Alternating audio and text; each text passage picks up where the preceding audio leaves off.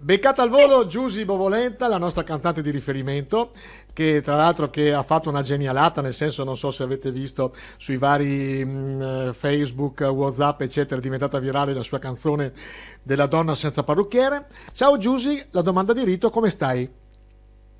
Diciamo che sto bene, dai, ce la caviamo. Ecco, abbiamo pensato oggi di fare uno speciale ottimismo, nel senso che effettivamente tutte le notizie fino adesso, fino ad oggi sono state negative, però pensiamo positivo. Tu che sei un artista, una cantante, persona solare, anche tu hai voglia di un po' di ottimismo in più. La positività ci deve sempre essere, soprattutto in noi semi-artisti, diciamo. No, tu Se sei un manca artista. quello siamo morti. Tu sei un artista al 100%, infatti ti ho chiesto proprio stamattina se riuscivi a farmi uno speciale Mina, visto che oggi Mina compie 80 anni e so che mi posso fidare di te. Ma guarda, ci ho provato, so che ci sono tante altre cantanti più brave di me, però insomma ci provo, faccio un po' di tutto, ecco. Va bene, poi dopo lo mettiamo subito dopo questa telefonata.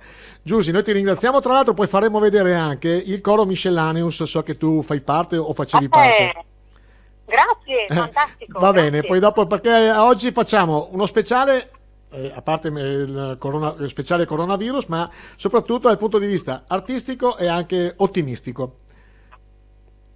E io ti ringrazio. E io ringrazio te, sempre disponibile, quindi brava Giusy Bovolenta, la cantante che il mondo ci invidia e ci fa piacere annoverarla tra le nostre amiche. Ciao, grazie. E ricordate, Giusy Bovalenta per chi non sia contenta. Grandissima.